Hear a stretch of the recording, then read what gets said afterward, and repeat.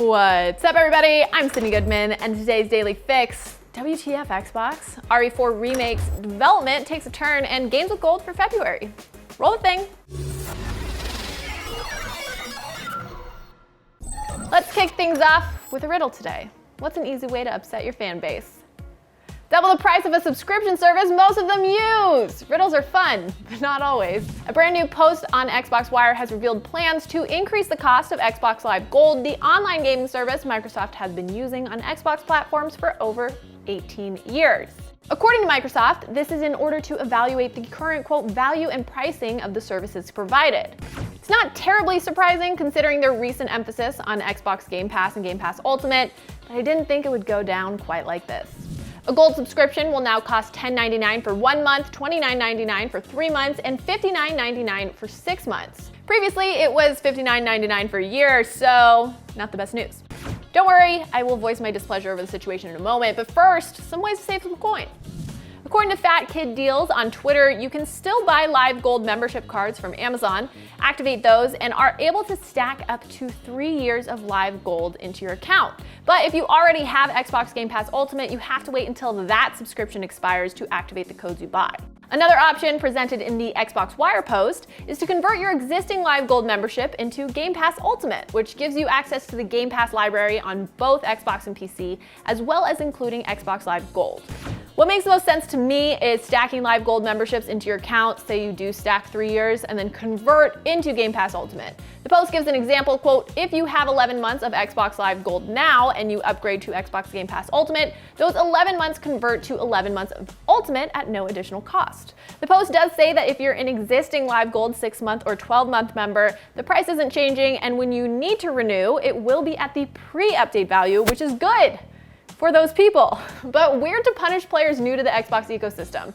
Unless, of course, you're actively trying to price people out and push them to your other ecosystem, in which case that's pretty convenient. We don't know how long they'll honor deals like these. I cannot imagine it being in perpetuity. With this price increase in Game Pass Ultimate, which includes Live Gold being $14.99 per month, it almost feels like it's worth just doing that. It'll end up costing you $60 a year more if you're going that route. But theoretically, if you're using the service and not buying many games, it could make sense. Okay, now we're at the part where I get to say, how in the world does this seem like a good idea, Microsoft? I mean, obviously, yes, they're going to make a ton of money off of fans. But Xbox has done so much over the last few years to position themselves as for the fans. With services like Xbox Game Pass, which is still one of the best, if not the best deal in video games right now, overall, their PR and general offering has done a great job positioning Xbox as pro-consumer and not as wantonly siphoning money from them. This move feels the opposite of the ethos they've spent the last however many years building. The last thing I'll say, because I could go on about this for a while, is it just feels like it's punishing folks who are either new to Xbox or returning to the ecosystem. There is no denying that Sony had a great previous generation of consoles. Xbox was fine, but anecdotally, I know more people who own PS4s than Xbox Ones. So instead of using the next gen of consoles to bring people into Xbox, you're punishing them with a service that you could argue is essential to fully enjoying your console that's double the price of your competitor's exact same service. Who knows? Xbox is also really good at admitting when they've made a mistake, and I think folks are being pretty vocal about their displeasure over this move, so maybe they'll reverse it. Let me know what you think about this price increase. Is there some positive that I'm not seeing? I am open to that, so let me know in the comments. The rumored Resident Evil 4 remake is reportedly getting a partial reboot at Capcom and a change in development leadership after disagreements over its direction.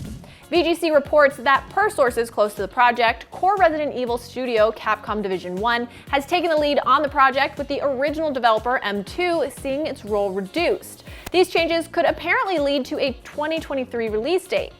The report explains that following a project review, M2 is seen as being too faithful to the original game, with Capcom's preference to be that the remake takes inspiration from Resident Evil 4, but introduces new elements and features, like what we've seen with Resident Evil 2 and 3's remakes. M2 is said to have wanted to stick to RE4's formula due to the backlash against RE3's changes, which saw portions of the original game entirely removed. All that said, when do you think we'll get an official announcement that Resident Evil 4 is back from the dead? And in what feels like it could soften the blow on the Xbox Live Gold price increase, but probably not, we've got our games with gold for February 2021. Also announced on Xbox Wire, Gears 5, Resident Evil, and Indiana Jones and the Emperor's Tomb will become available for folks with Xbox Live Gold on February 1st. Dandara, Trials of Fear, and Lost Planet 2 will be available on February 16th.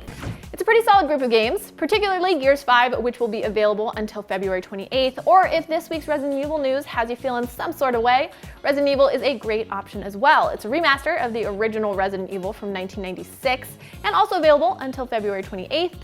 Indiana Jones and the Emperor's Tomb will be available until February 15th, Dandara Trials of Fear Edition until March 15th, and Lost Planet 2 will be available until February 28th.